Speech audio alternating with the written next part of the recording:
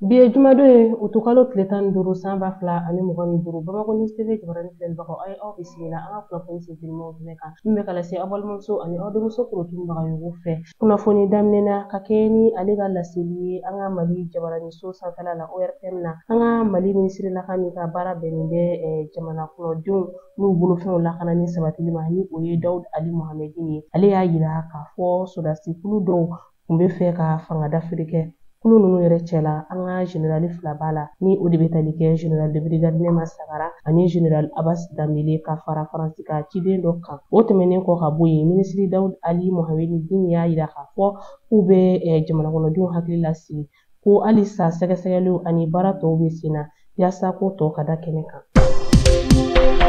Halisa an bɛ tɛmɛ ni Mali kunnafoniyaw ye. An ka Mali minisiriso min ka baara ɲɛsinnen don dunkafa lakana sabatili ma an ka jamana kɔnɔ ni o ye ministère de la sécurité alimentaire ye. Olu ye faraɲɔgɔnba kɛ ka se ka CFA wari miliyari 12 n'a a kunkanfɛn fara ɲɔgɔn kan ka kɛ dɛmɛ ye ka ɲɛsin maliyɛnden miliyɔn 1 bɔɲɔgɔnko ma kɛrɛnkɛrɛnnenya la baloko gɛlɛya kɛlen bɛ ka minnu sɔrɔ an ka jamana kɔnɔna na. An ka jamana minisirilakan min ka baara bɛnnen bɛ Mali cɛ ani jamana wɛrɛ cɛw koɲɛw ɲɛnabɔli ma ni o ye Abilaye Jɔpe ani an ka cɛfɔ ani kanbɛ minisiri ni o ye général de corps d'armée Ismaël Wage ka fara Nations Unies ka coordonnateur ka nɔnabila kan min bɛ Mali kɔnɔ olu tun bɛ ka lajɛ dɔ la ɲɛnɛmaya kunun alamisa n'o o bɛnna utukalo tile 14 ma san 2025 n'o lajɛ in yɛrɛ tun bɛ tali kɛ jɛkulu dɔw bilali la sen kan yaasa ka se ka bɛn ni kelenya labarali ko sabati cogo min na ni a tun sereyalen don Canada lasigilen fɛ ani an dɛmɛbaa jɛkulu dɔw ka nɔnabilaw.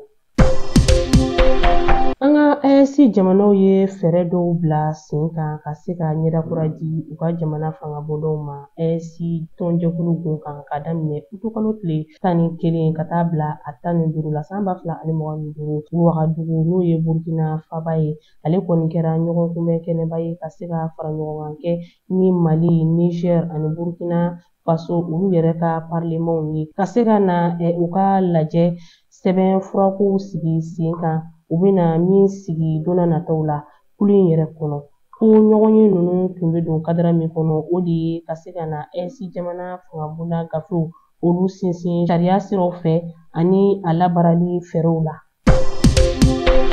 Rusi jamana ministre de la défense n'o ye Andrei Denisov ye ale ye ɲɔgɔnye kɛ ni AES jamana ɲɛmaaw minnu ka baara bɛnnen bɛ lakanako sabatili ma ni o bɛ tali kɛ Mali, Niger ani Burkina Faso. Ministre Denisov y'a yira k'a fɔ ko nin kumaɲɔgɔnya ninnu tun bɛ don kadara min kɔnɔ o de ye ka jɛɲɔgɔnya baaraw sinsin lakanako taasiraw fɛ. A bɛ ye k'a fɔ fana an ka Mali minisirilakan min ka baara bɛnnen bɛ lakanako ma ni o ye général Sadio Kamara ye. Ale y'a yira k'a fɔ ko nin ɲɔgɔnye kunfɔlɔ ninnu kɔni dabɔkun de ye ka se ka ministre de la défense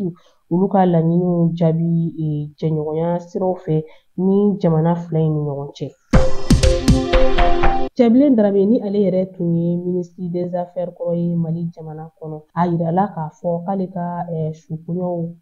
sigira bi jumadon utukalo tile 15 san 2025 Mayanku Bɔlɔntan tɛrɛn kɛnɛ na min ni Asako ale yɛrɛ man jan. Ni ne bɛ dan sigi bi an ka kunnafoni sinfinimaw na an bɛ ci aw ka ɲɛmadali ani aw ka kulomajɔw la aw k'an bɛn don n'a nataw la.